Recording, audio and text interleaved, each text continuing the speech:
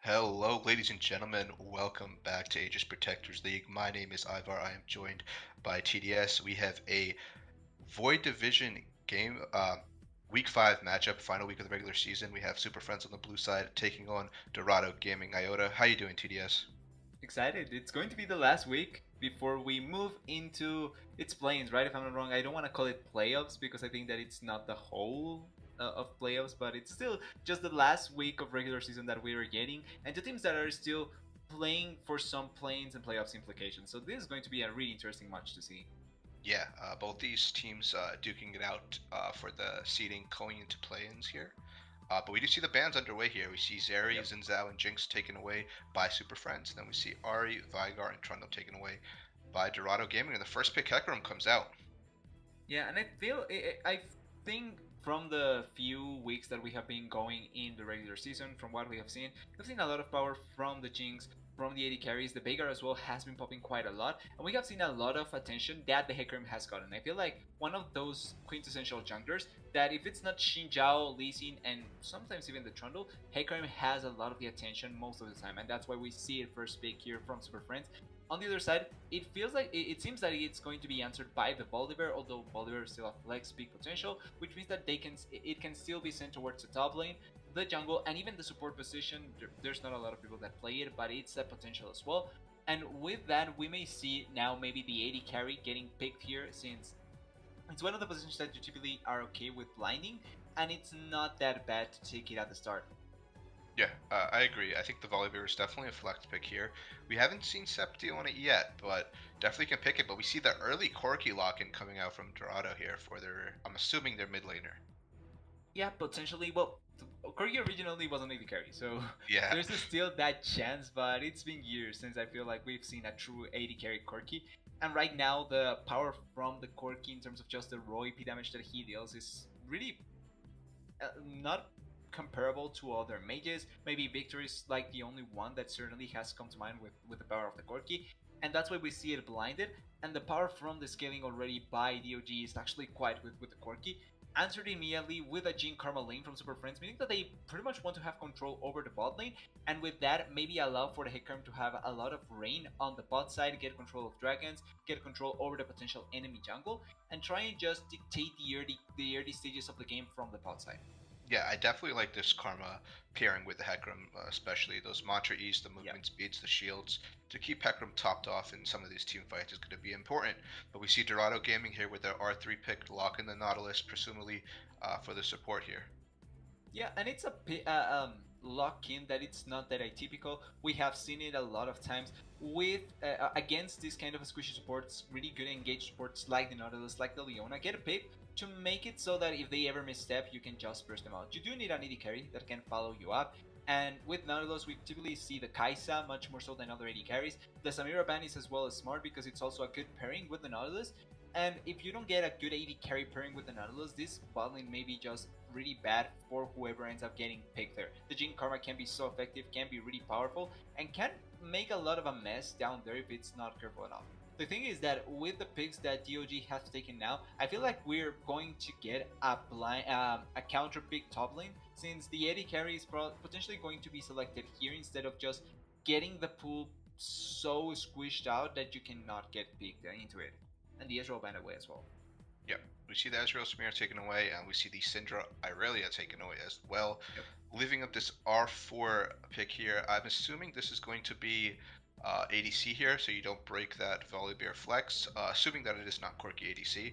But we'll see what comes out in the Yeah, next it was. 5 seconds. Yep, and there's that Ashe lock-in, a Ooh, lot of yeah. CC coming out from the side of Dorado.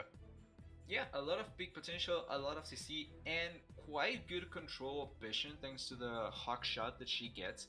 It's really good to keep tabs onto the Hecarim in the early stage of the game, and it worked out really well to try and allow the Bolivar to put pressure onto that Hecarim. The Ashe was the most known, or not most known, but it was the obvious potential pick that we may have seen from the OG, and that's why I'm not against it. On the other side, Super Friends answering with Sion, Cillian, they are playing the down one comp. Yeah, Essentially, they literally copy pasted the down one comp that was run this week in the LCK. and it's a super strong comp. It's a super strong Yeah, comp. If you can keep Hecarim alive and you have the AP damage coming in from yeah, Zillion and Karma, and DPS coming over the top with Jhin, it can be super strong in these team fights. And the thing I want to point out here for Dorado is before this Aatrox pick, they only had two real big damage threats with that Ashe and Corky that can be exploited. But with this Aatrox pick, I actually like this Aatrox pick here coming out. It's going to most likely indicate that Volibear is going to that jungle.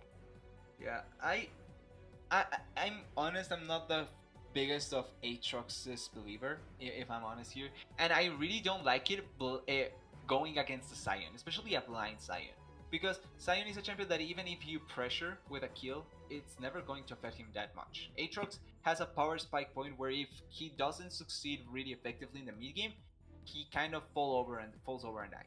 And that's kind of the scary thing for me with Aatrox in this composition, because what Superfriends drafted, the quote-unquote damn one composition from the LCK that we saw this week, the power is that AD carries that don't have a lot of mobility, and even AD carries that have a lot of mobility, get just stumped, because you give Hecarim 2 instances of movement speed into his already base movement speed and attack that gets boosted by movement speed.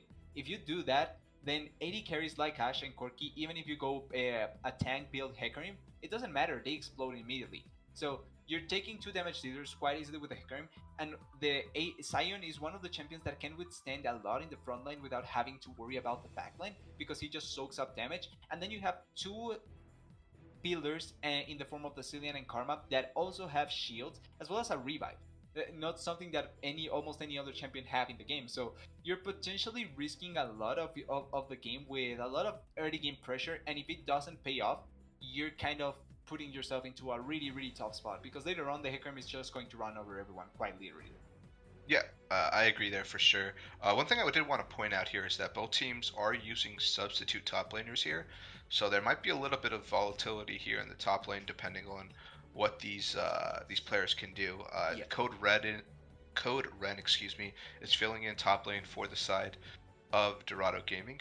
They played ADC last week, I believe, one of the games, and then we have her last words, or Jason Crit 5, our APL caster here, with the reason why I'm here filling in for their top laner who went support because their support is under the weather. So some different bases in different positions. So I definitely feel like that's going to be part of the tail of the tape for the series, because when players are not in their main role, there could be exploits that some of the other members that aren't in their other members in their main roles can do to, like, you know, if a top laner can't control their wave, they can get seriously punished by it, by the jungler and by the opposing top laner. So we'll have to see how that pans out.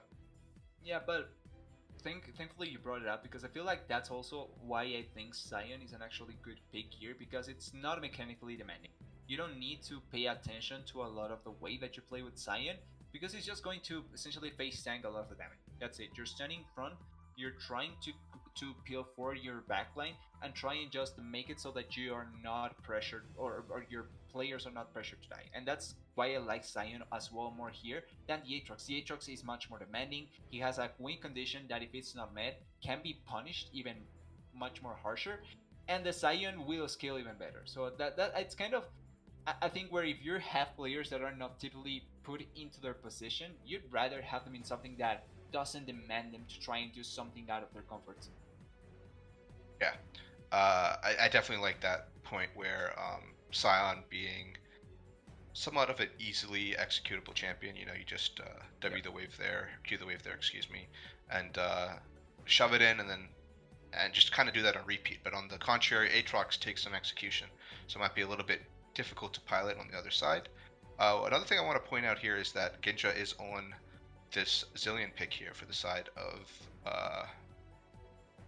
Superfriends. Normally, I would expect Ginja to be on a champion that can make plays. Played a lot of Irelia, a lot of Ahri, Syndra this split, but the Zilean's a little different. Yeah, that's the value of the Banleys there. Yeah, four bans essentially towards him. So it's a different style that we're going to see coming out from Ginja, and the playmaking is going to have to be on the side of his teammates. Yeah, but I feel like even though Cillian is not the into the most of flashy play style, or the most playmaking that a champion can get, it's a champion that if played correctly, and I think that we have seen it quite a lot in, obviously professional play is quite different from this, but even in some other instances, if you can utilize your movement speed correctly, the slow as well for the enemy, and the bumps in the right angles, like the playmaking from the Zillion can be actually quite valuable, and even just holding on to the ultimate quite a lot can also be a part of playmaking, because you're kind of baiting the enemy into not knowing where they can actually force a kill, or just try and not go over too far ahead, because they are not going to make the opponent die thanks to the Zillion ult. Yeah, like great point, because Volibear and Nautilus specifically are very linear champions. They go in, it's very difficult for them to get out. So if they're blowing all their CDs to try to get a kill on a target of Superfriends, and that target is just revived instantly with Zillion ult, they might catch themselves in a precarious situation. So it's definitely a good point you're bringing up here, TDS. Anything else to add before we cut it to break here for spectator delay? Not much. Just to make it clear, I really like Superfriends composition. I feel like after 20 minutes, they are going to be able to begin doing quite a lot in the map. Even before, if they can get started with a Karm, I think that around the 16 to 17 meter mark, they can begin running quite a good base into what they would like to pull off into their stage of the game. And if they are able to keep the game neutral at that point, I feel like Dorado Gaming is kind of screwed because of some of the champions that they are piloting, apart from maybe the Corky. Fair statement. With that being said, we are going to cut it to a quick break here, folks.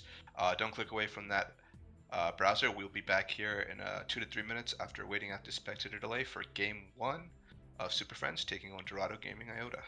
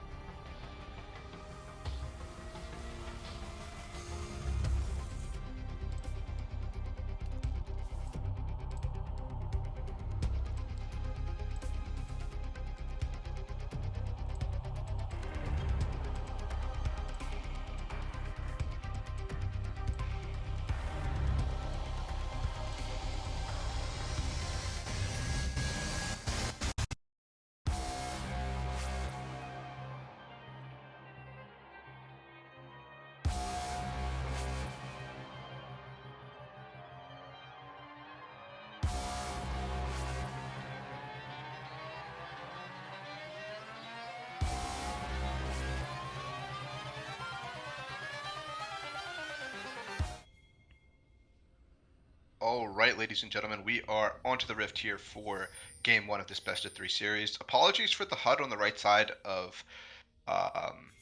of Dorado here. I guess right spectate client just As trolling always, us once Riot. again. Yep, as always. But we see a standard 5 point coming out here, TDS. Yeah, and I understand it from the point of view from Superfriends. They don't really have the greatest of level ones. Not really a lot of easy to put down CC at level one that you can use. I think that maybe I would have liked to see it from the side of the OG, since the Nautilus, the point and click from the Bolivar, as well as just a 3 point strike from the Aatrox can actually find value. But I can respect not wanting to go way too overboard, especially because, like I pointed out, I feel like their composition is volatile early on. So if they mess up, that's it. Maybe not that's it to say that they don't have a chance, but it can be quite difficult to come back if they mess up.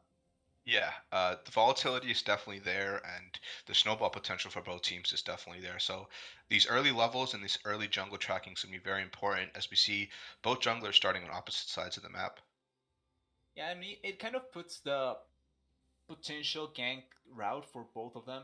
I really like that the Bolivar is opting to go towards the top side, because I feel like that's going to be the point where you want to play around. If this Aatrox is quite strong around the 10-minute mark with almost one item completed, you can begin looking for him not only staying in top lane but moving around and trying to impact the rest of the map. Look, Because even though, well, I was gonna say, look at this bot lane. Both bot lanes are cheesing, but they're not gonna get yeah, anything from it. well, So, unless, oh, yeah, the hook comes unless, out, and they're gonna go right into C9 throat goat here. Ignite's gonna be burned. Cleanse is gonna be used for the ignite. Flash comes out. The auto oh, the does not flash. ring true from Nautilus, and that's both Sums gonna be burned by the Jhin, and that's that volatility you were just talking about, TDS. Yeah, and I talked about this before we were back on, that I felt that bot lane was going to happen something. I thought someone was going to die, but it's still such a good play from the bot lane of DOG, forcing both summoners out of the gene, essentially meaning that if he ever like Hook this, comes through, and it's gonna oh, land right onto cross counters. Cross oh, counters has another to one. flash away. Monster Q comes over the top. Fourth bullet comes back, and nice trade damage coming over from this bot lane of Super Friends. Yeah, great plays by VOG. Really, really important that they are forcing the summoners out, because the Bolivar is going to have an easier time going down there. And even though I think Jin and Karma will have control over that lane the longer that it goes, because of thanks to the range advantage and the fact that they can try and make more damage come out the more that the lane goes on. It's important that they are put into such a spot, because just moving way too far forward and putting themselves into a bad spot can mean a death. And I think that that's something that the Nautilus Blubbery can play around really effectively as well. Yeah, I feel like with both these junglers not full clearing, but clearing opposite sides of the map, they're gonna meet here soon. I feel like both scuttles into mid lane is a possibility that's gonna come out, but we will see here. Mid lane is pushed in pretty heavily from Corky here for the side of Dorado. Yeah, and bot lane is also in a spot where it's kind of in the center. The thing is that, since you pointed it out, the Bolivar is on the top side. He's also just clearing his crocs, which means that he's going to be a little late to the Scuttle Crab, but he will be able to collect it. And the Hecarim as well just collected the Scuttle Crab. It's coming back into base, which means that he's going. Oh wait, he stopped it. So yeah, they are going. Maybe they are going to meet in the mid lane, like you pointed out.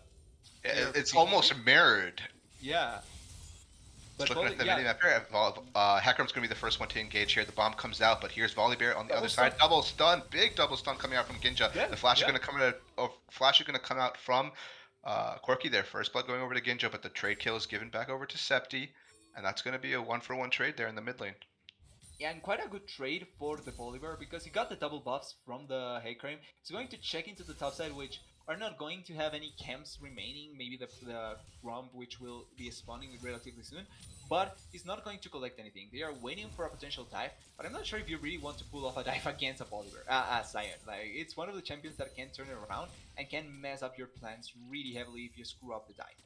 Yeah, one thing I do want to point out on that initial clear here, the Hecarim actually Yep. forgave a couple of camps. So the level of his camps here on his second clear are going to be a little bit lower. So there might be a tiny bit of a XP discrepancy that's going to start to build here in the jungle that we'll have to keep our eyes on.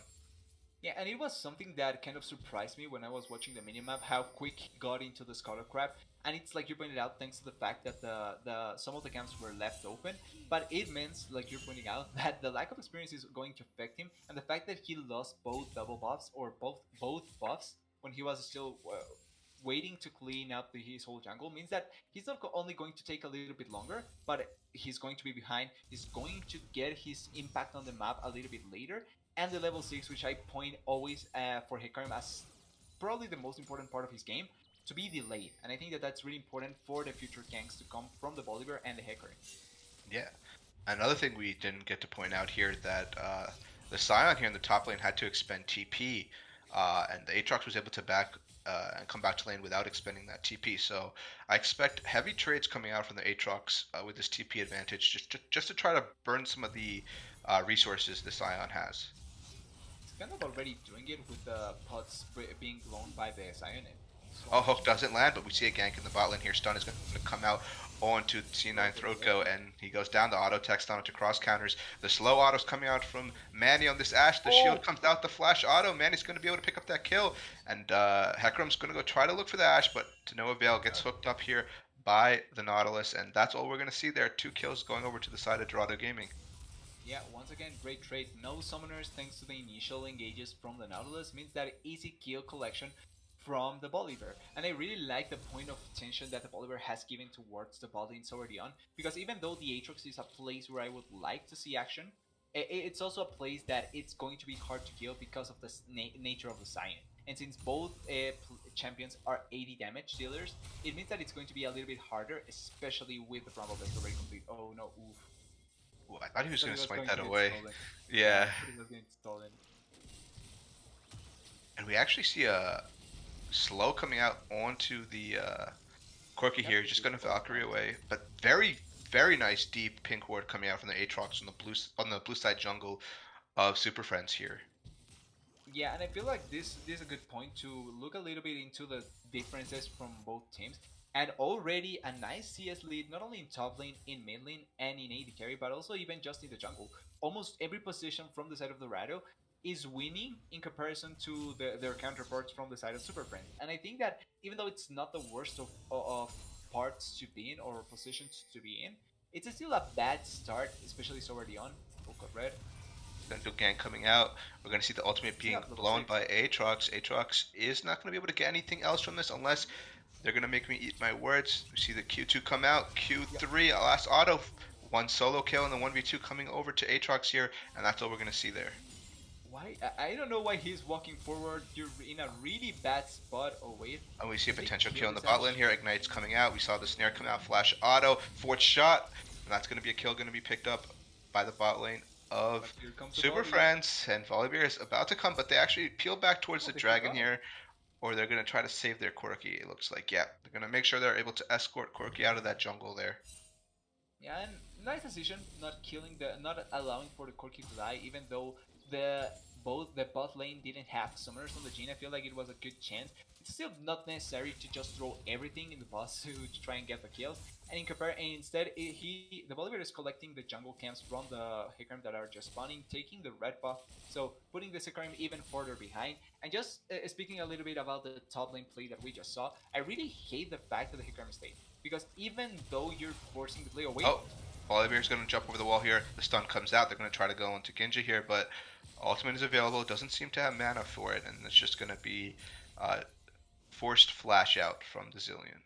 Yeah, it was a flash for the ultimate. If not for the lack of mana, I feel like Ginga maybe could have baited it because of the fact that the turret wasn't stunned. The turret wasn't blocked by the Bolivar's ultimate, which means that if the Bolivar goes a little bit too far forward, he actually could have died. So there was a chance maybe if Ginga had the mana, but no mana, no potential ultimate maybe, means that just blowing the flash is good enough for him. And in comparison for the Bolivar, just being able to blow the flash out of the Zilean, making him be put into a more tough spot, it's much more ideal for him.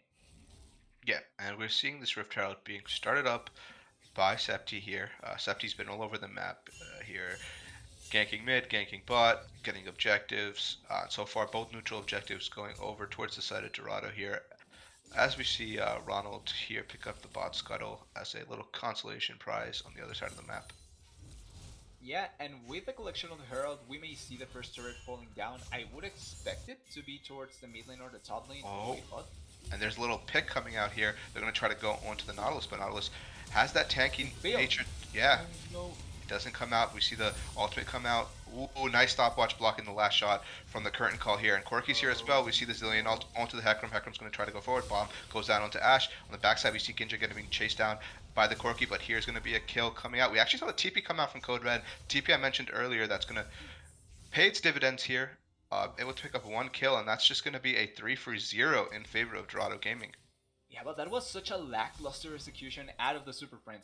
The idea of the play is not bad. I quite like them waiting in the bush, trying to play around it, but they execute wrongly, they utilize way too many resources, and the Gene W doesn't connect, which means that an easy kill at the start, it looks like an easy kill at the start, it ends up being forcing them into a super bad spot, and then with the TP advantage that the side of Dorado had in the Aatrox, just turns into even more advantages for them.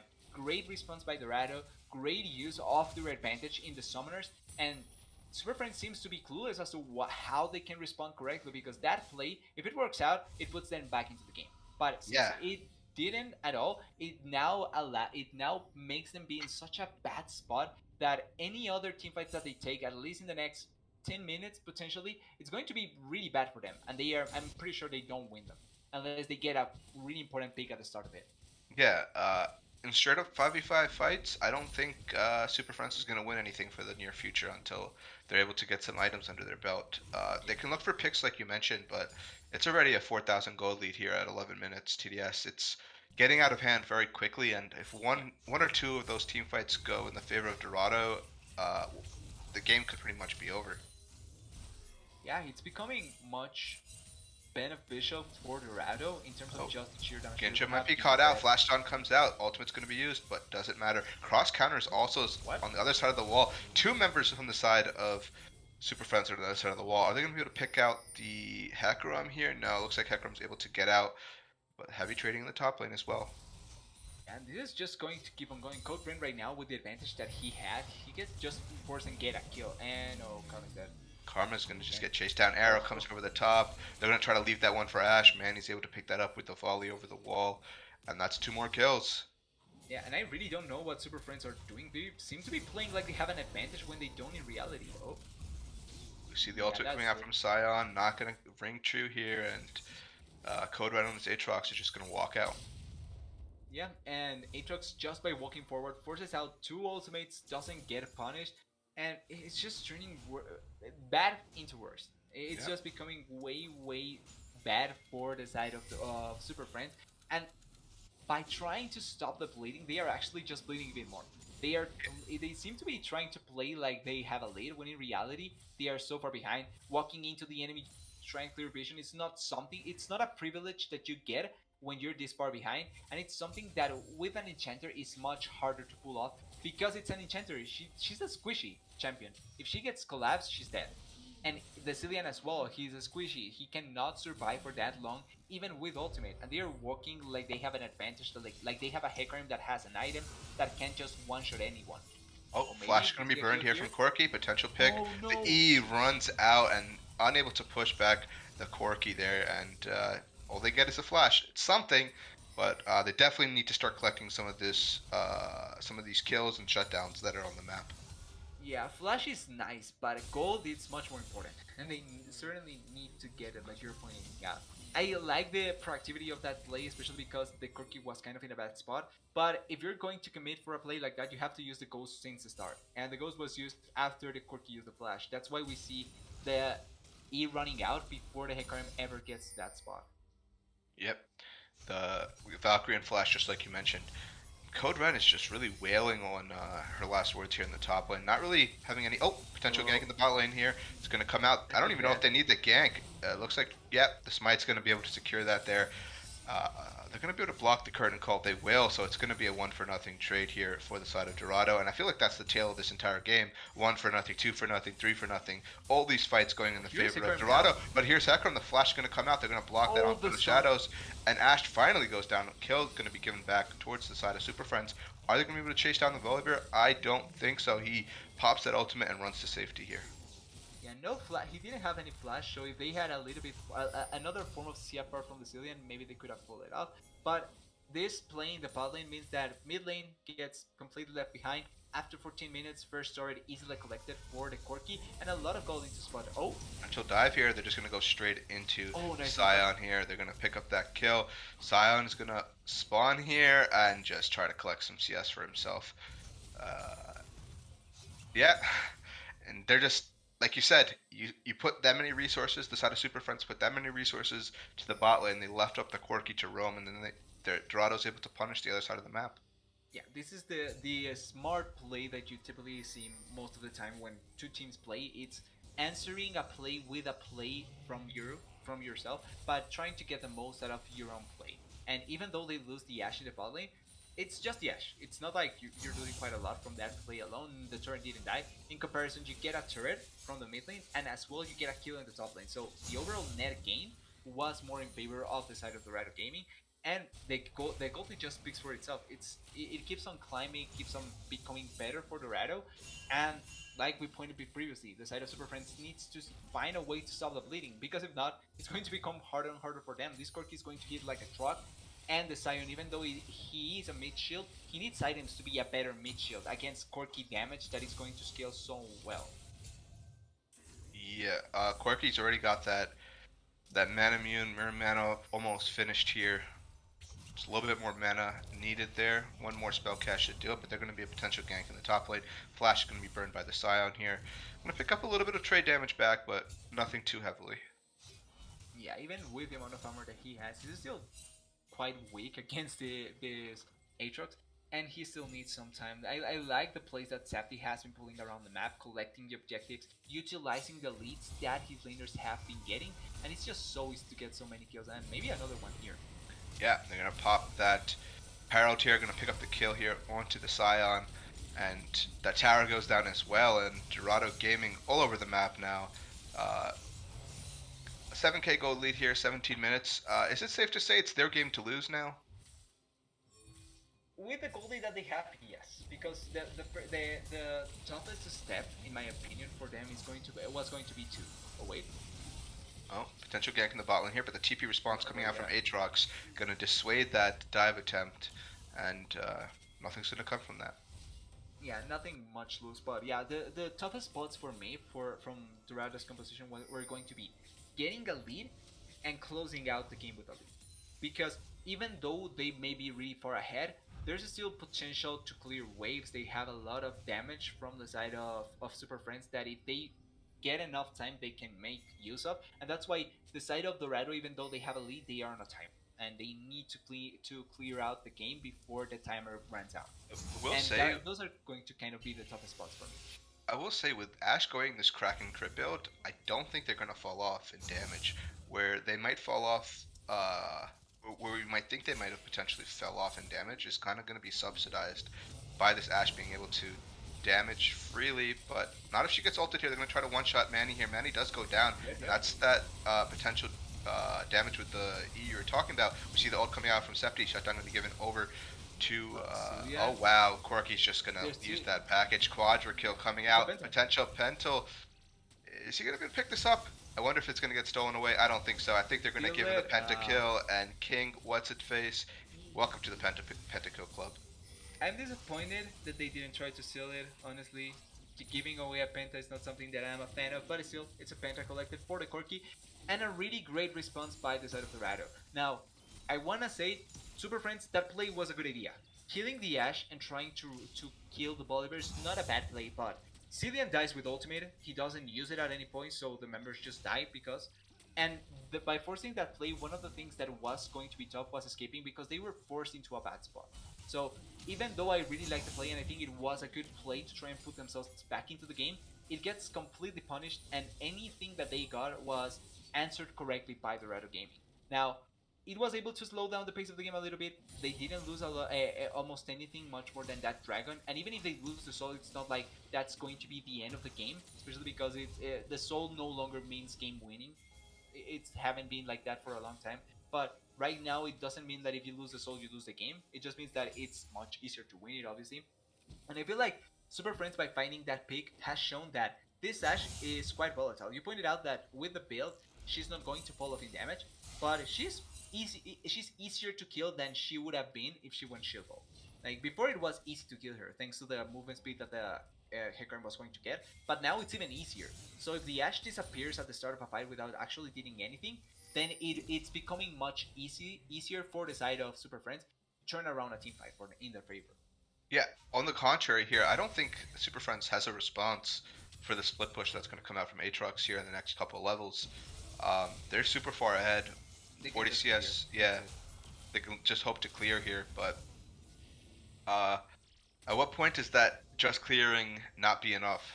You know? When he's hitting your inhibitor, essentially. When he's hitting your inhibitor. Yeah, that's when it's not enough. But like the good thing is that looking at the side lanes, Aatrox chose to go into the side lane that has still a lot of health in the side lane. Like one turret with barely any health, but it's still one turret alive.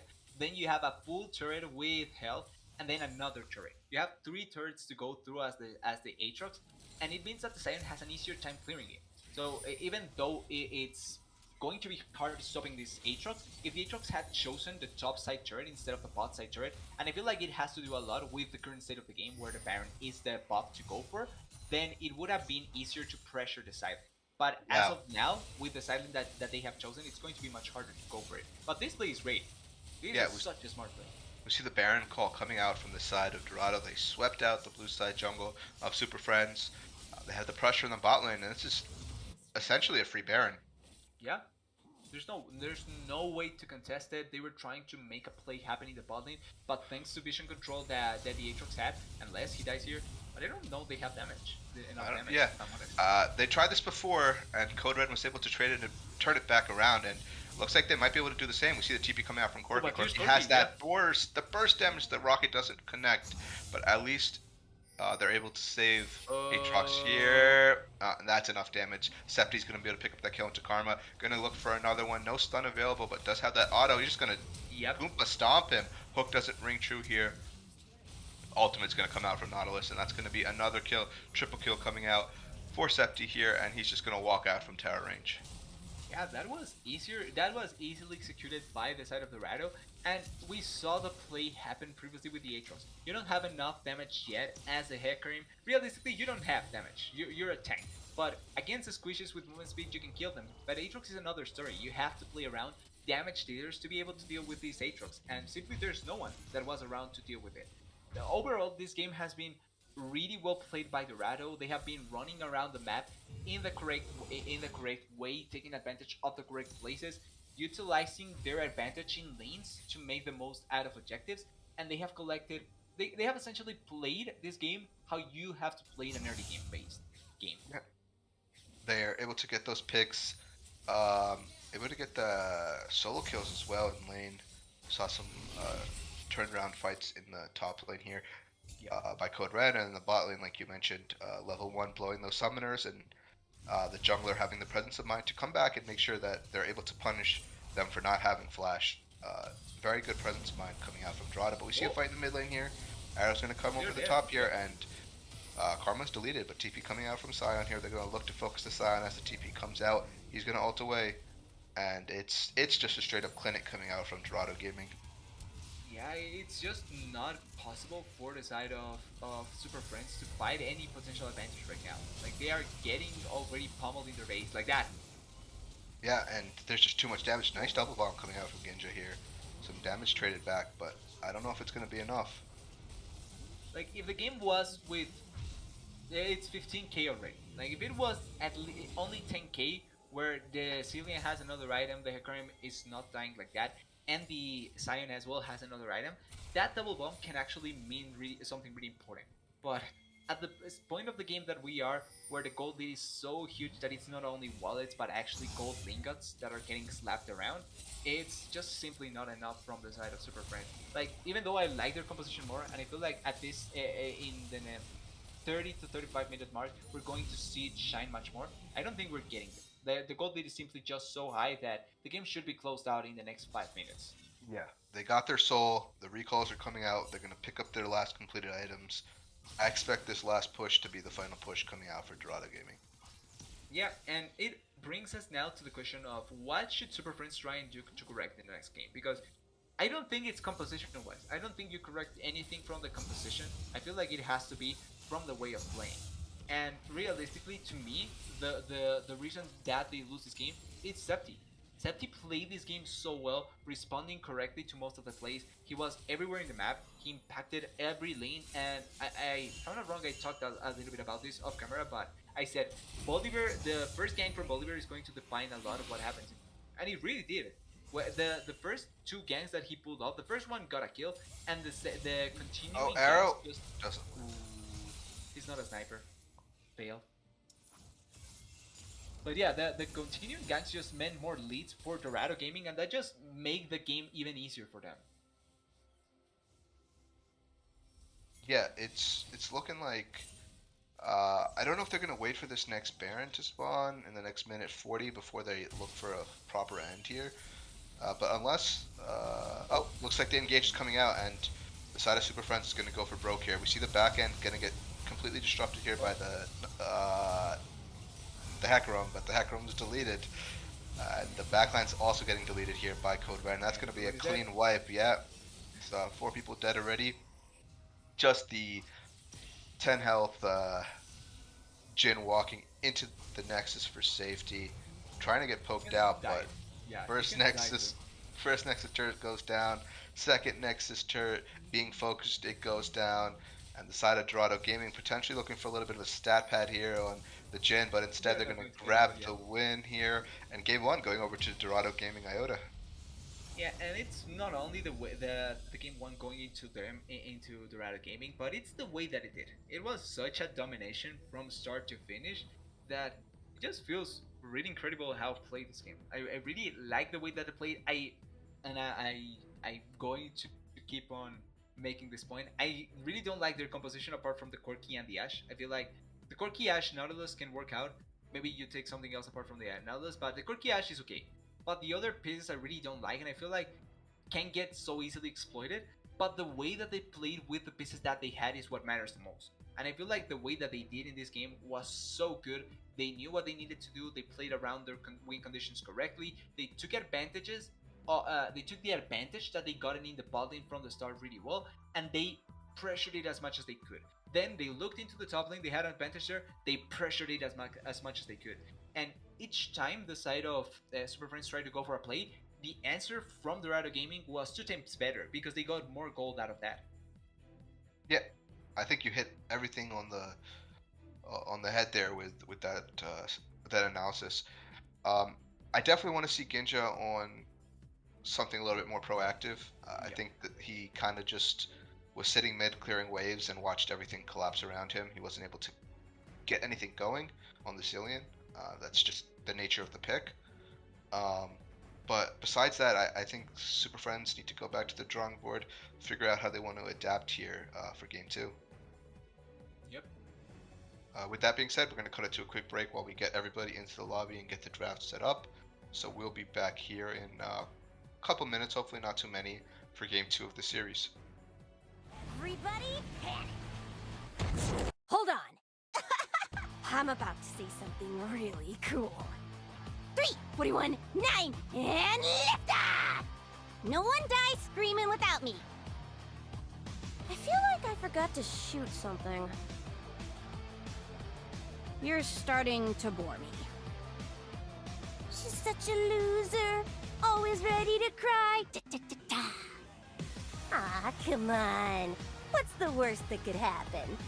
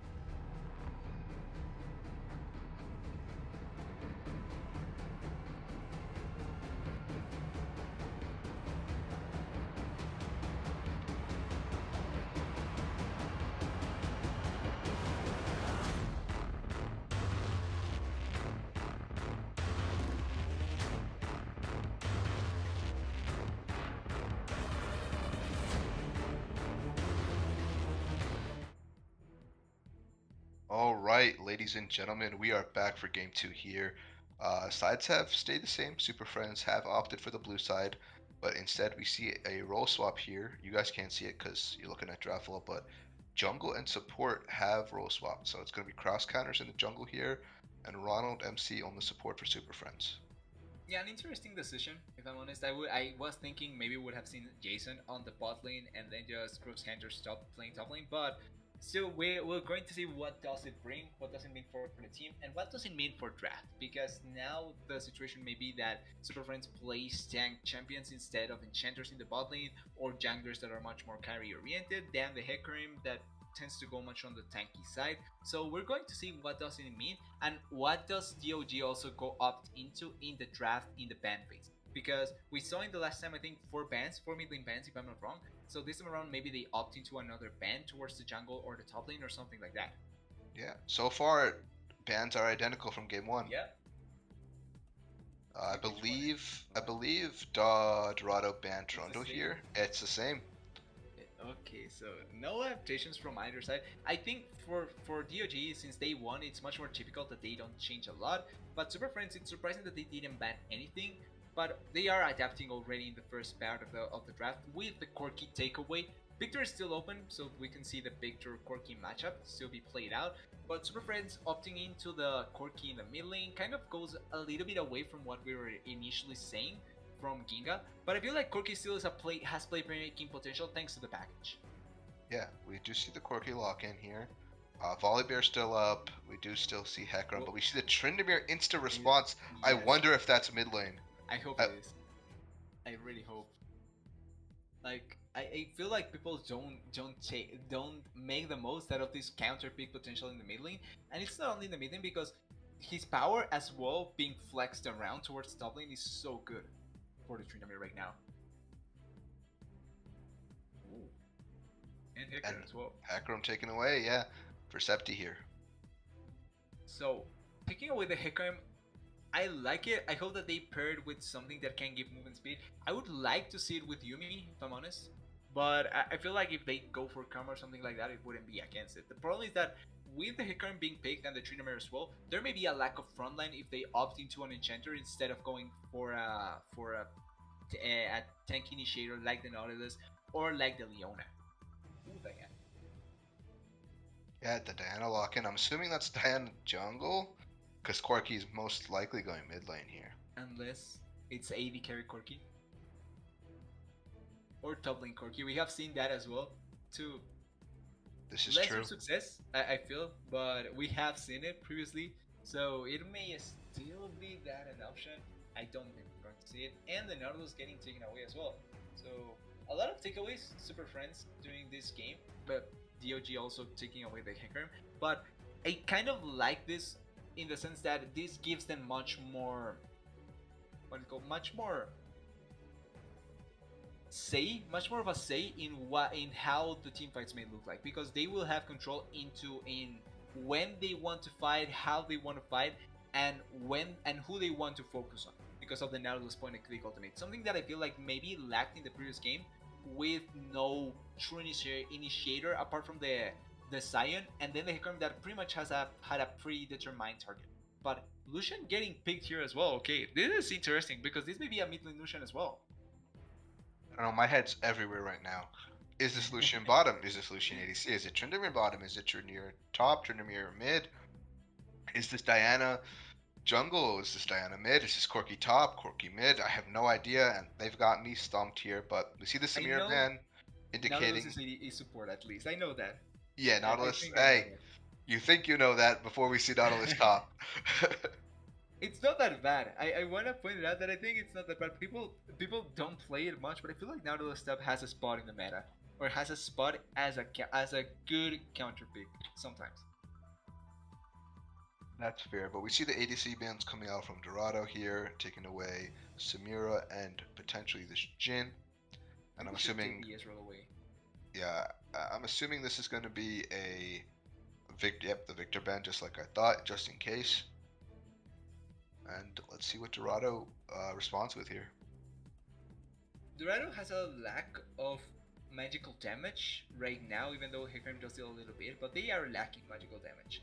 So if this is not going to be a Lucian or Tryndamere bot lane, I feel like we may see a 6 getting picked in this draft because he's one of the better damage dealers in the bot lane, or a Syndra as well. Like Braum, okay. I think makes sense. It's one of the pairings with Lucian that I like the most if you're going to go for a tanky front lane, because it does synergize well with the passive. The other one would be the Alistar, thanks to the healing passive that does boost the Lucian. But Braum does do a really nice job, and you have a really nice disengage potential when the Diana and the Nautilus does force their way into the fight. Yeah, I agree here. Malphite being hovered. Malphite Yasuo? That would mean that, well, no, Yasuo can be played in the bot lane actually, so yeah, it can be actually Yasuo. This composition works so well for the Yasuo, they opt for it. I want to see a Vex pick for the side of Dorado mid. Like, I feel like that would be very nice. Vigar maybe. Kind of think maybe Gwen is still not picked. Ooh, Vayne. Malphite so top, then bot. Yeah, they did opt for an AD carry, for a traditional AD carry, but like that can get burst out by the Hecarim once again. Tryndamere as well. And even though the team fighting potential from Superfriends is really good, I don't think that you as Vayne really want to play around the range from the team composition, because she can be really vulnerable sometimes, even with her tumble. So I feel like it's going to be a little bit hard for the Vayne, but I feel like as a damage dealer, it's not that bad. Lissandra going to be picked here for the mid lane. Similar playstyle as the Vex, you know, that AoE engage style champion. Yeah. Defensive as well. I like the list pick here. I don't know how it does into the Corky matchup, but I've been playing a little bit. Push. It's kind of picker where you just push, but I feel like if you're going to go Lissandra, I think the Vex is a better option, like you're pointing out previously, because she has the damage to essentially burst out any squishy, and one of the things that you're really playing around in this game is being able to destroy champions before the team fighting from Superfriends begin, because they have the Malphite, they have the Nautilus, they have the Diana, and with the burst potential that they have, even with mobility as a Lucian, you can get destroyed. I'm not sure if like Lissandra may not even have time to pop her ultimate before she gets bursted out, and that's a kind of a worry that I have with DOG's composition. But Lissandra does fulfill some good situations where you can wave there effectively with her. You can utilize the ultimate to lock someone down and lock yourself up in place so that you don't get bursted out. You have a lot of CC, and you do have good combinations with some of the champions that are picked from DOG. The Tryndamere and the Lucian particularly, because you just lock people down for them to kill. But I still feel like the Vex would have been such a good choice. Yeah, Vex would have been nice. I do want to point out this Malphite is into the top lane into the Tryndamere. Definitely has a window to win that matchup. The Malphite does. Needs to do it early. I'm not too familiar if Jason knows how to play it, but there's definitely a window where Malphite can win this early. If he's unable to win it early, Tryndamere is just kind of get that Hullbreaker and that Gale Force. The Hullbreaker that has been running into people and not allowing them to play. Yeah, essentially. Stack a wave, let it hit tower, and just hit the tower in front of the Malphite, because he's not going to be able to do enough damage to kill you. Yep, it's just how top lane is played now. That's it. So I think that we may see. Well, it's something that is old as well. Like I remember from previous seasons where Lissandra could be played top lane. So I would like to see that potential switch, sending Lissandra to the top lane to deal with the Malphite, and then the Tryndamere to deal with the Corky, because I feel like those two matchups you can win, even though it's you as the Lissandra don't lose against the Corky that much, and the Tryndamere doesn't necessarily lose that heavily against the Malphite. I still think that you can get an edge if you actually invert the matchups. Yep. There's definitely a window or an angle there, for Dorado to get favorable matchups, but I don't think they care really. That is true. Like it would be nice to see, but like just watching the composition, just going in this straightforward manner can still work out for Dorado. And I feel like after how they played the previous game, I feel like they would rather stick to just playing the lane normally and playing how they want to, than just trying to gain an edge like that. That's fair. With that being said, anything else to add, TDS, before I cut us to a spectator delay break? Just first of all, that it seems to be quite top lane. Okay, I'll wait to get into game, but I don't think I have much. Like I feel like with what we have already on hands, we just need to wait and see what happens in the Rift, how both teams played it out. Yep. We're excited to see how this game 2 of this best of 3 series pans out. We will be back shortly while we wait on spectator delay. Should be 3 to 5 minutes, folks, so don't click away from that browser, and we'll be back here for game 2 of Superfriends taking on Dorado Gaming Iota.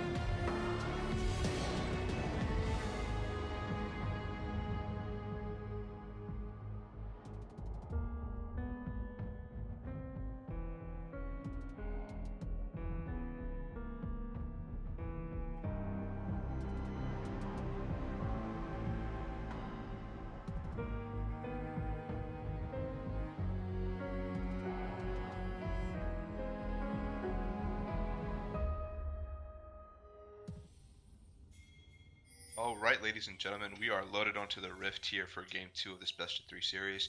My name is Ivar. I'm joined by TDS. TDS, we see some interesting lane assignments here for Yeah. the solo lanes. So we did get matchups in different places. Just that it's not what I expected when I thought changing around things, but I guess it works out. It's Malphite and Tryndamere in the mid lane, and Lissandra and Corky in the top lane. It's going to be interesting seeing how it does develop, and one thing that I'm quite interested in seeing is if it's Ginga, it's going to take the Malphite as an AP carry instead of just forcing a tank. Yeah, it's still subject to change. Obviously, Corky can still go mid, and Malphite can go top, and vice versa for the side of Dorado. But nothing is giving indication. Maybe it is, and here we see potential swap. Yeah, I think both teams are trying to mind game each other. And we see it invade on the bot side here while that mind game is going on. But there's a really good ward in place for the blue side to see if the bot lane is going to get to move back or not. So I kind of like it, and yeah, they mind game them into actually going for the lanes. Yeah, and I know I had said maybe Jason doesn't know how to win this matchup early. I know Ginja's a prominent Malphite player, so I'm sure he knows this matchup in and out. Will he win it? That remains to be seen. But I'm more interested to this top lane matchup, Corky versus Lissandra top lane. I definitely didn't think I'd be saying that this morning. Yeah, it's not a matchup that I would have expected to see in the top lane. I think mid lane maybe, but we need to see how does both players want to play around this, and I feel like it's going to be essentially a pushing matchup in the sense that they are just going to push out the wave and not much will happen. What I'm worried about though is that Corky, yes, he does have Valkyrie, but it's not quite a long distance that it covers, and top lane is quite a long lane. So if he ever mispositions himself, there's a chance that he might die. Yeah, definitely potential there for some solo kill action. We see the spin to win come out in that mid lane from Tryndamere, and oh, thank you Runeterra Academy for the raid. We are in game 2 of our final week of our regular season for APL here. Dorado Gaming Iota has the series lead right now. Yeah, thank you Runeterra. Great league. Everyone that doesn't know them should watch out for them, but just watching the matchup right now that I've just talked about, it's being pretty safe, not much happening actually. Just watching even the junglers, they are trying to just farm out as fast as they can. And that's kind of the thing that you get with the Diana and the Hecarim. They are farmers that want to go towards level 6, but we may see a potential gank here from the Diana, although there's kind of things coming out. Yeah, pings everywhere. Diana is in a sticky situation potentially here. Does get tagged up, but we see the stun come out. Half health Diana here, and she's going to try to get a trade, but Manny's going to E in. Exhaust comes out. Heal's going to be burned by Throat Coat here to keep the Diana alive, but they're going to chase down Diana, and that's going to be a kill going over to Septi, and tragedy strikes for Superfriends here at the early game. Yeah, that's a really, really fast horse coming out. Oh, ooh, teleporting out of cold rain, that can be a little bit bad, or quite bad for the Lissandra, especially how she's losing a lot of minions in the top lane. But still, it's a first blood going into the pocket of the Hecarim, really important, and a clear difference from what we saw in the previous game, right? Hecarim started quite bad in the game, but this time around with a kill lead, with a farm lead as well over the Diana, you maybe actually get the impact that we expect to see out of a Hecarim. Yeah, we also saw the power that is in this bot lane. If you get tagged by any part of Braum's passive there, Lucian's able to proc that almost instantly. Almost potential gank in the mid lane here. Crescent Strike doesn't land from Diana, but they're going to still go in here as Tryndamere is level 5. He's just going to spin to safety here, and nothing's going to really come from it. They get a ghost, which obviously doesn't sound that great, but hey, you got something, right? Better than nothing. Little participation medal there for them. Yeah, like obviously the kill would have been looked nice, but it does force the Hecarim to push the wave. It is now the Tryndamere to push the wave. They are moving out now, and utilizing the pressure that they got from the top lane and the mid lane, they are looking into the Diana. No flash, so if she gets stuck, yeah, this is a great play by Dorado. Yeah, nice rotations, cutting her off. They're gonna even steal the camp. That is and so the bot lane is getting engaged on as well, and we see that dash come out. Last auto is not there from Manny here to stun up the Vayne, and they're just gonna get. Actually, they don't get anything there, just some HP damage. Yeah, and already what a great early game start from the side of Dorado. Yesco Ren maybe taking quite a bad trade there. Oh wait, Night engage. Show coming out, Vayne's gonna tumble in, Oh gonna no, get tapped Bane! up, gonna go down, Kadem's gonna be used, gonna stun up Manny into the wall. Kill traded back here by the Nautilus, but uh, you don't want the kills on the Nautilus, you want the kills on the Vayne there. So 1-for-1 trade in the bot lane, but I think it's favored towards Dorado because their ADC is still here farming. Yeah, 100%. It's benefit Dorado, and just like you pointed out, it's not only the farm that he's getting, but the farm that it's getting denied out of this Bane. She's losing an entire wave of minions down the turret. She didn't get the kill like you pointed out, and she was forced to flash. And I think she was forced to flash in that play, and if not, she didn't have summoners anyway. So she's in such a bad spot already. The Lucian is going to become so strong, and he already has a Shin, which means that the trades that we're going to see from now on as well are going to become even better. Yeah, and we see that that power of the Malphite in this matchup that I was talking about. Malphite can definitely win this matchup if he's able to get a little bit of a snowballing lead here in terms of experience or gold, being able to have those items to deny him. We see that first item, Bramble Vest, coming out, but here comes the gank from the bot lane. He's going to use that unstoppable force to safety here, Malphite. Yeah, and great gank timing, because it's not only the Hecarim and the Braum that are coming in that I like to see from the side of Dorado, but the Tryndamere was getting pushed in because he couldn't back previously, which means that if he gets a good back timing, he may look into now begin to win the lane. He's not backing yet, but I hope that he backs soon because he actually needs to get items into his favor. Yeah, definitely sitting on about 1,500 gold here, the Tryndamere.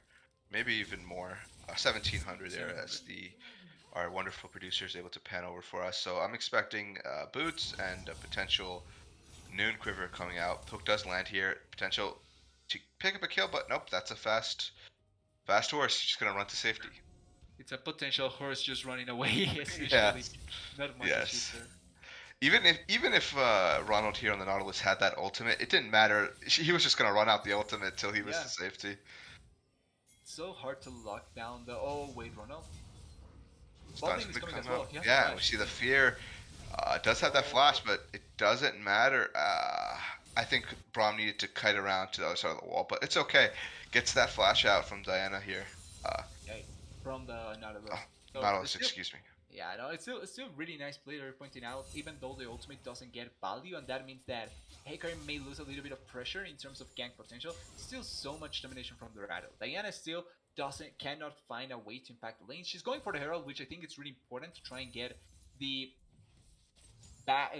game back into a spot where maybe the Superfriends can look for advantages, because with that they can get gold back into their pockets. But the side of Dorado is just gaining gold naturally. They are winning lanes, they are gaining control over the map, they are utilizing that control to get picks and kills, and they are just naturally, in the most quintessential League of Legends way, gaining advantages. Yeah, I think the biggest difference between Game 1 and Game 2 here is that Ginja's on a little bit of a playmaker, right? He can start these fights, look for angles to get his team in positions to win. He has to move with the Diana. Yeah, especially with the Diana, which is going to be crucial. I haven't seen anything yet. He had to use that first ultimate to get away to safety, but we see Tryndamere roaming here, has that ultimate available, and he's just going to get tagged up here. They're going to go straight onto Ronald here. Does pop that ultimate, and they live for a long time. Vayne's going to be able to get a kill, use that invis, and there's the ultimate over the wall, and Vayne is going to be able to pick up an assist there. That kill actually will go to Malphite, and that's going to be 3 for 1, excuse me, in favor of Superfriends, Signs of Life. Yeah, that was quite a badly played out dive. They started dive with the right idea, coming with the Tryndamere. You have the Undying Rage from the Tryndamere, which means that you can get a really nice play if you execute correctly, but the Braum starts tanking without really thinking about tanking. He doesn't even have flash, so he's not like he can escape easily. His death would have been okay if you played that correctly, but then the Tryndamere gets pushed around, doesn't know which target to focus, and it's easily killed, and then the Lucian is just an extra casualty that shouldn't have died at all. Really badly played, and in comparison, really greatly answered by the side of Superfriends. The roam from Ginga really great, and we saw the playmaking potential, right? Even though he's not the one that is starting, when he gets the chance to use the ultimate aggressively, he will use it. And he gets the kills thanks to that as well. Yeah, we have a nasty freeze brewing in the bot lane here for the side of Dorado. Yeah, that's just another way to try and shut down which even though she just got a kill, Lucian has already the SS Reaver. So if one tech even comes down, it's even more dangerous for anyone that gets that. Yeah, the burst damage that comes out from the Lucian passive, as well as those stacks from Braum, is pretty immense and overwhelming. And we see some trading in the mid lane here. Nautilus hovering here with the Vayne and Diana. That freeze is going to really come back to punish the side of Superfriends. No ulti by Ginga. And we see Tryndamere able to just flash away, and the CS lead on the ADCs are going to start to grow here as that freeze is finally broken by Manny. They saw the Vayne mid, they decided to break the freeze to deny this wave that's coming in. But they're going to have to back up as they see Diana coming down here with Nautilus. Yeah, they were getting collapsed, so they decided to just run away. Hikarim on the top lane, Corky way too far forward. Finally gets punished for playing too forward here, Jason. Gonna go down, Septi's gonna pick up that kill. I wanted to comment on it. Code Ren was constantly using that glacial path, that E from Lissandra on the wave, never taking it in. And Jason kind of had that false sense of security on that glacial path. And the one time she decides to go in on it, Septi's there. Yeah, and I love that you bring that up because it's a kind of bait or outsmarting potential from a player that you typically don't really see quite a lot. Like, you have to utilize this kind of plays or these kind of skills like that. Or wait. Yeah, because the bot lane and Manny's able to dodge out on the Moonfall, but the ultimate does come out and the hook is there to pick up the kill. Ginja's going to pick that one up. 2-0-0 on this Malphite, looking rock solid here at this 12-minute mark. Yeah, even though the Diana misses the ultimate onto the Lucian, it could have been potentially a 2 for nothing. It's still a really nice kill that they got in the bot lane. It's also setting up for the dragon spawning in 3 seconds, so it's not like a soul is going to be a factor like it was in the previous game against Superfriends. I do want to say though that they committed so much for that kill for the play in bot lane, and they don't really get 2 kills out of that. They get just 1 on the dragon, so maybe not the most favorable of traits. But still, an okay trade that doesn't get realistically answered back by the side of Dorado yet. Yeah. They had the package as well. They decided not to use it there. They didn't need it. I expect Jason on this Corky just to walk top here and use it to clear the wave. Yeah, he really doesn't. He really didn't use it, but I like that kind of move from the side of Superfriends compared to the previous game. We didn't see that much attention from Jason moving around the map, even without teleport, just trying to impact the lanes at Sion. And Sion is one of the champions that could have done that. Oh wait, he could probably just ult and kill him. Yeah, Code Ren's gonna get a solo kill here. Yeah, Flash is available, Claw comes out, and Ginja might be in trouble as well. We see that ultimate available for Tryndamere, and Septi's gonna pick up that kill on a killing spree here. 3-0-1 on this pony, and if this Hecarim gets ahead, it's gonna get quite scary as there's many squishy members on the side of Superfriends. Hook does land true onto the Braum here, but just gonna be able to use that stand behind me to get to safety. I don't think it's anymore if he gets ahead. I think now that he's ahead, how Yeah. much damage can he do? Because 3-0. Oh wait, dog money. Yeah. Easy to run away, not really achieve much. Although there may be a re-engage ultimate from the Nautilus is still up. Yeah, not respecting the CC, looking like game 1, but in the opposite roles. Condemn is available, it's going to be used into the wall. That's going to be a kill picked up for the Vayne. And pretty even in kills right now. Gold is still in favor of Dorado, but side of Superfriends not going down without a fight. And quite a bad way of playing that bot lane fight. I think that you as a bot laner should expect the potential from the Nautilus all-ining you like that, and you weren't really playing around your power spike, instead just allowing for the Vayne to get the most out of the play, getting I think 1 kill because she just killed the Braum, the Nautilus got the other one. So it could have been even worse if the Vayne gets the 2, but it's a 2v2 advantage, and Vayne gets alone time at the turret, doesn't take it, but she almost is able to get the turret by herself, and that was a lot of gold that could have gone into her pocket because first turret is yet to come down, which means that a lot of gold is still waiting to be collected by someone. Yeah, first turret still there, like you mentioned. We see this Herald going to be started up by the side of Superfriends, but they're walking into a brush blind, and you're just going to get chunked out here a little bit. Same with Ronald, potentially gets tagged up. But that's be careful. Diana has a potential engage angle, but it's going to get exhausted instantly. No damage coming out. Perfect exhaust coming out. Ginja's going to get punished here too. We do see the Everfrost staring up the Malphite here. Double kill going over to Code Ren, and 3 for nothing in favor of Dorado, and they're gonna get this Herald and bot tower. Yeah, and that was such a perfectly played out fight by Dorado once again. Waiting inside of their own jungle for someone to face check, which is something that we typically see out of this kind of Herald plays, but I feel like people don't punish anymore. A lot of people tend to check out with vision to see if there's someone ready to respond, and two members already in the push, waiting for someone to walk in. They respond correctly, they answer the play so well, and it gets punished so effectively. I really like how they play that around that, and just to continue on the train of course with that, the exhaust coming out of from the Brom was so well timed, so perfectly, and denied essentially anything that the Diana could have done in that fight. Yeah, we have a little ongoing joke amongst my friends here. I think Malcolm can attest to it. He's our producer, where we just you see a Diana on the enemy team, just take exhaust, because if you can play around her ultimate with your exhaust, she's just useless, and that's what we just saw there. Yeah, that was so well played out. I feel like she became there was a champion like that. Like not Diana, but there was a champion like that previously, but I forgot which one it was. Like around the season 7, season 8 times, Was it or a season jungler? 6 maybe. No, I'm not sure if it was a jungler. I feel like it was a mid lane, but no, I'm not sure anymore. Oh wait, Vayne's just gonna get blown up here, yeah. not only Uh, coming. yeah. You Wait, can't get into W. yeah. Oh no. Oh no. Quick pan away, Sip. Pan away. There I'm was an just kidding. attempt. I There just was an wanna say attempt, that. yeah. Yeah, there was an attempt. He tried. There was an attempt. Okay. There was an attempt. We didn't see Yeah. anything there. Let's just continue watching this Trinamir getting pummeled right now by Oh, he gets tagged up. He's gonna have 2 stacks, 3rd stack, 4th stack for the stun. They're gonna try to CC Corky's up here, Ronald though. here. Ronald's gonna be able to use his Oh, ultimate wait, to okay. get out, and yeah. But this dragon is gonna be started up here right when it spawns in the next 5 seconds.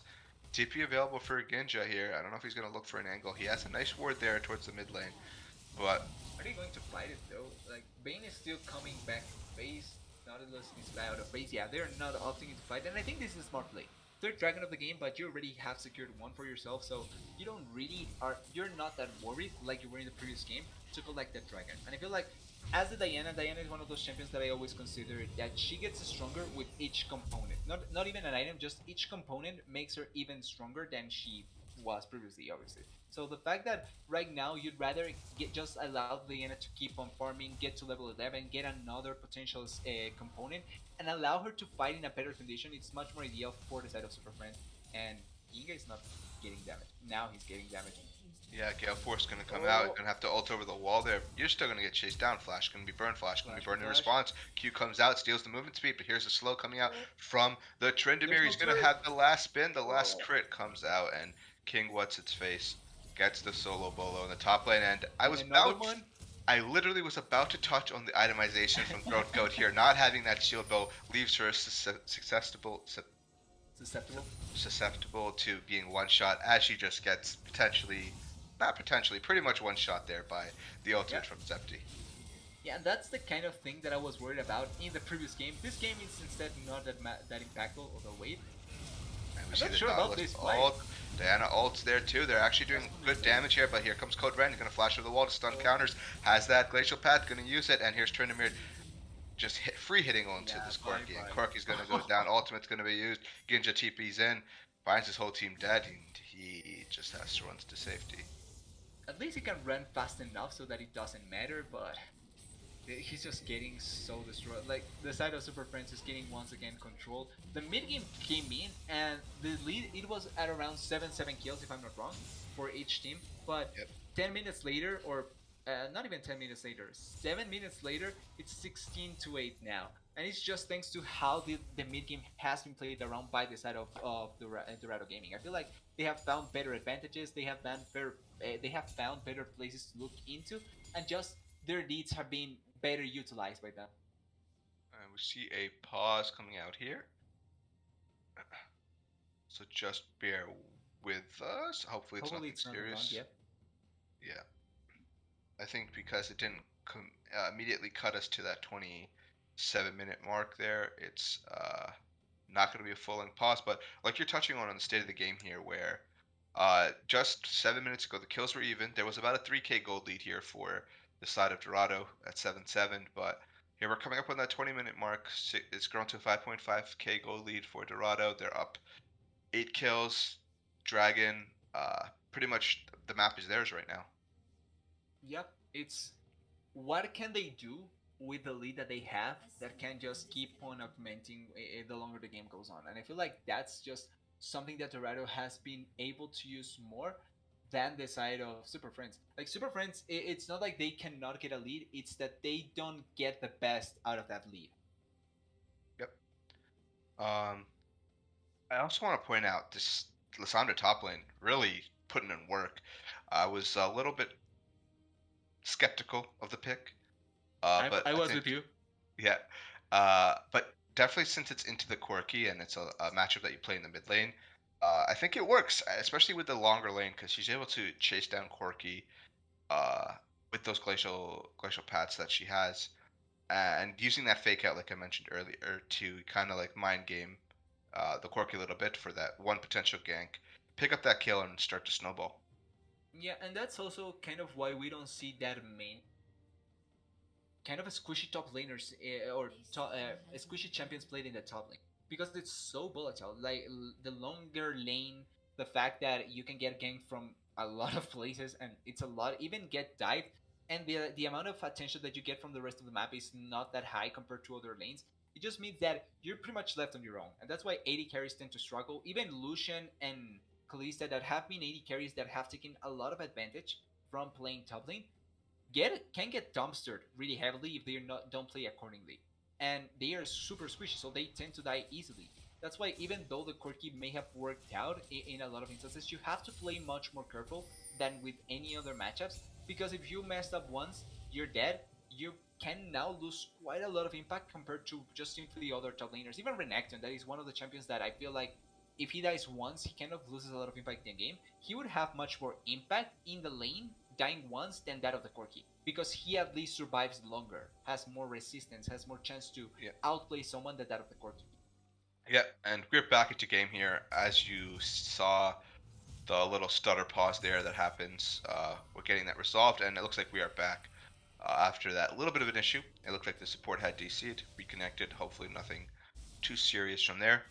Yep. Interesting build path from this Lucian. A clip second with another serrated Dirk. I'm glad I wasn't the only one that was thinking about it, because it's not something typical. It reminds me a little bit of the time where it was the Yomu's Ghostblade Lucian, that building. Oh wait, Hook comes out. They're gonna try to burst down the Braum here, gets him knocked up. yes. Flashes away, has that jump to the minions, and he's out. Wow. They used one ultimate and he's escaped. Hook does not ring true. Calling gonna come out by the Lucian here. But nothing too crazy here. Going back to this build, I'm gonna be quite honest. I don't like it. Either go lethality or crit, don't go both. The Essence Reaver is questionable. There's lethality items that build grid, right? Like it's called Ooh, nice dodge. That was the really nice timing. Ultimate down for the Malphite for the if I'm not wrong, it's 60 seconds without what is it called, without a haste. So no, without ability haste. Okay. So it's going to be quite a long time before that. Luckily, I think he would have it for the Dragonflight, but still really nicely played by the Lucian to ignore it, and it means that there's windows now for opportunity for the side of Dorado. Yep, and they're gonna find this pick out onto Ronald here. He's gonna go down in the mid lane. Vayne almost picks up that kill there.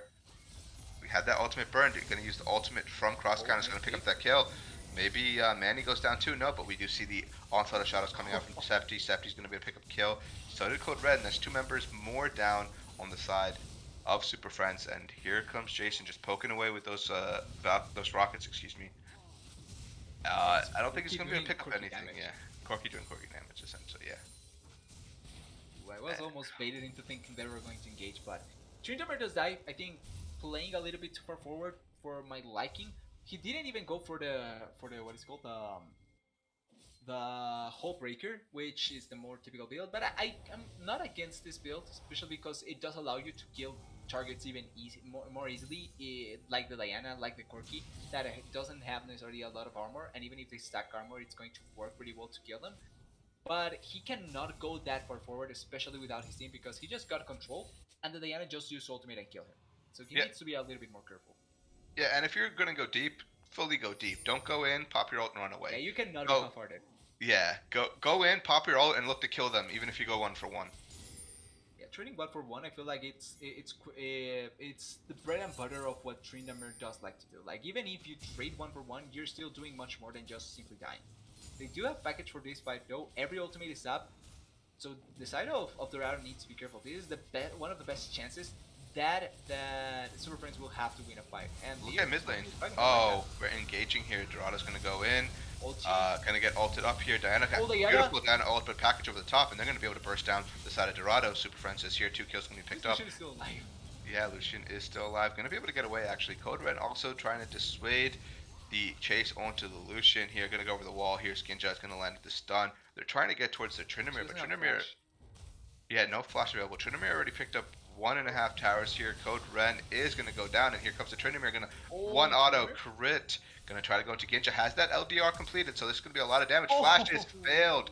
Still has the ultimate available. Gonna flash forward, pick up that kill. Double kill picked up for And the Tryndamere. He has the ultimate triple kill, and he's gonna go down finally. Yeah, I was thinking maybe he goes for the 4th with the ultimate, but 3 for just the Tryndamere, I take that trade 100% of the time. And I really didn't like that fight from the side of Dorado. I thought that the play was smart. It's a 4th dragon of the game. You already have 2. You don't need to force the fight.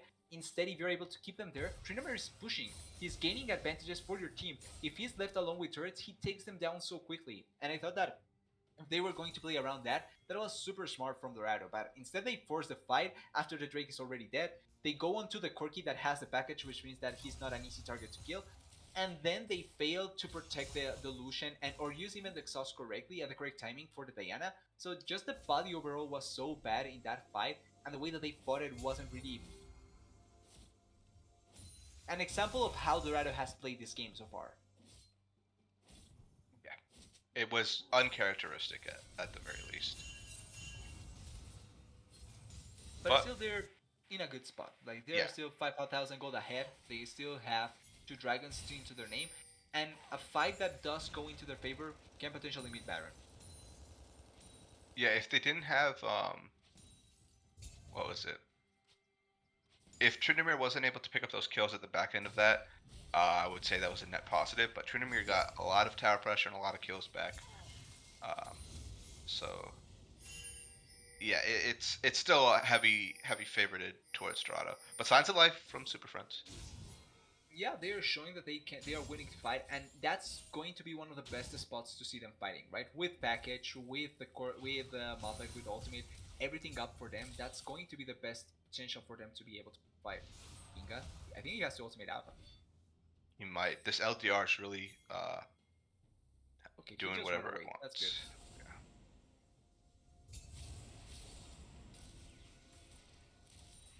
Baron might be started up here soon. Do you see TP available for everybody who has TP actually? Oh, Ronald getting collapsed here. Oh, wait.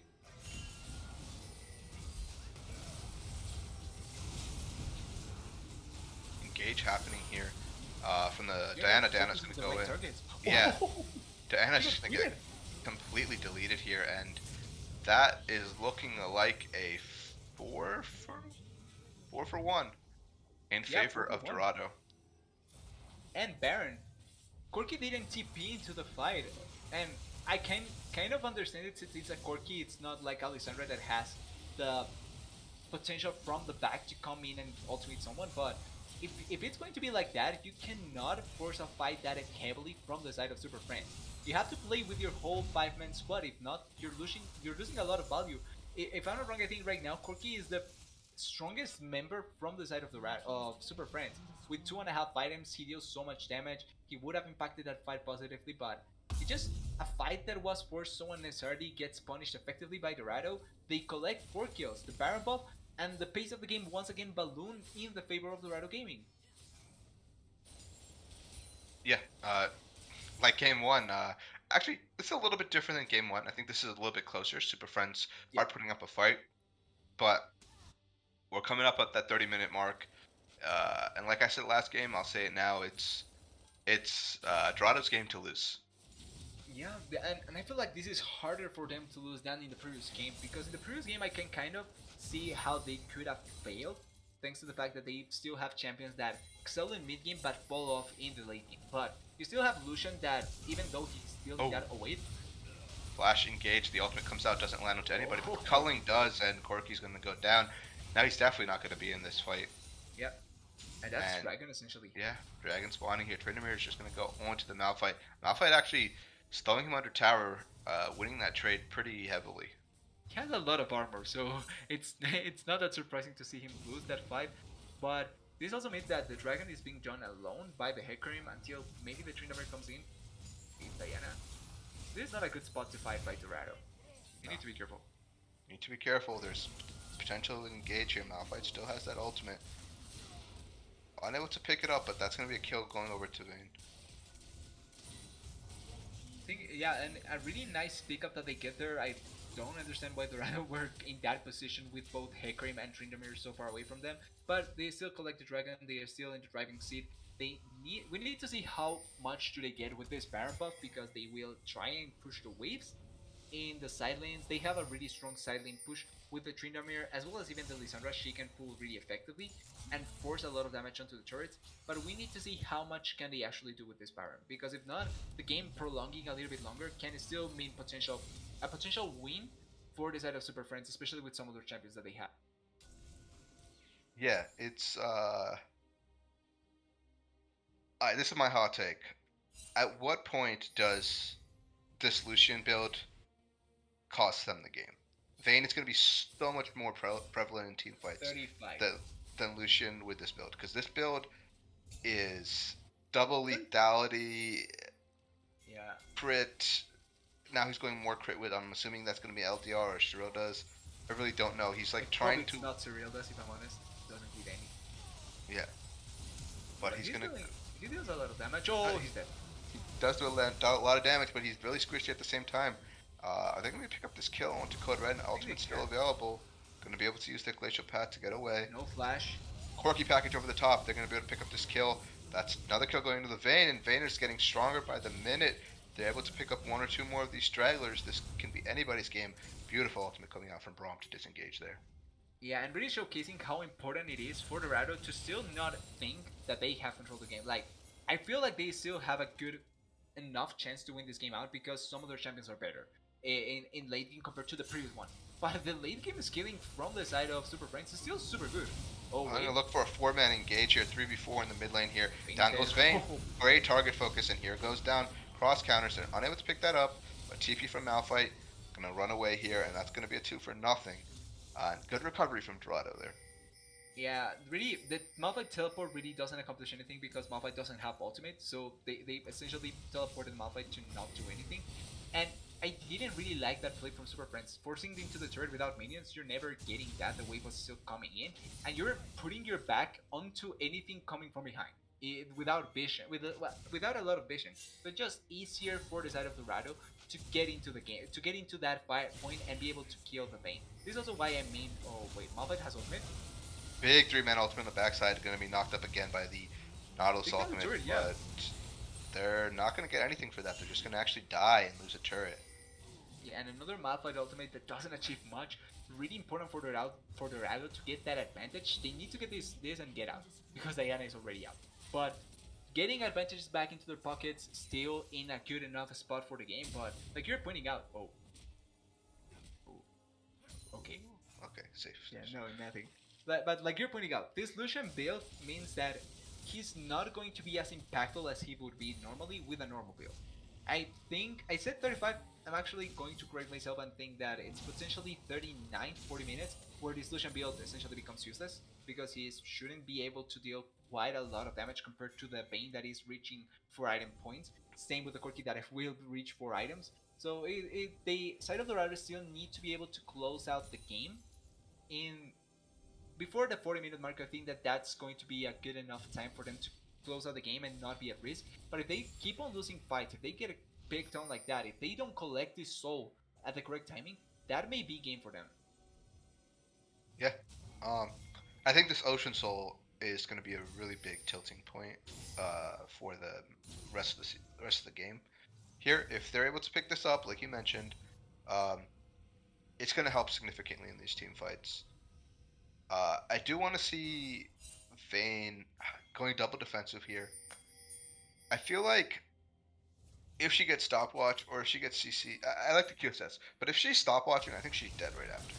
I don't think she Yeah, survives anything, but strong Baron call coming out from the side of Dorado. I They like this a know, lot. yeah, they know that the side of Super Friends are locked in their base, can't really walk out, and essentially another free Baron going over to the side of Dorado.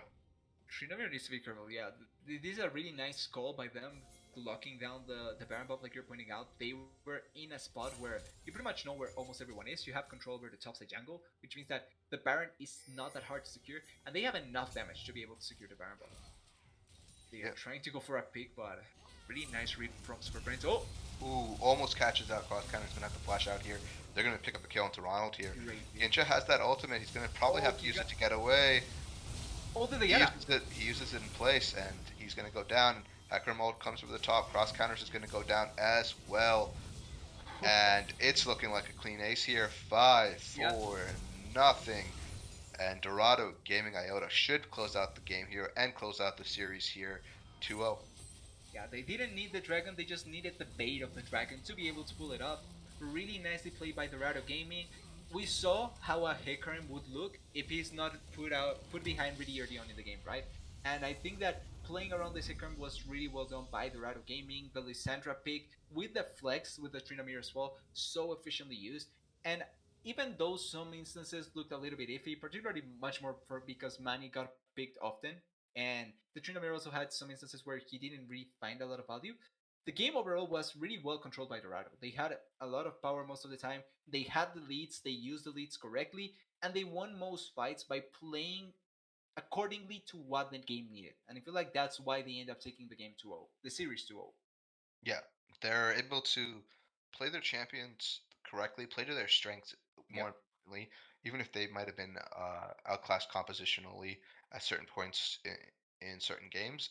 They're able to play to their strengths, know how to navigate the map, and for me, I think Septi was crucial for that. He was everywhere, Yep. right time. Yeah, in both games, I feel like in the first game he put the game on his back a little bit more than in the second game because he kind of had to. I think that the Bolivar impact in the first game was much more obligatory, and he found so many avenues to make it work out. In the second game, he didn't need to do that much. He just needed to take the backseat until level 6. But after that, we saw something reminiscent from the first game, impacting the game as much as possible. Great ultimates most of the time, killing the Vayne a lot of the times as well, and just making the team fights much more chaotic for Super Friends, but much easier to execute for Dorado Gaming.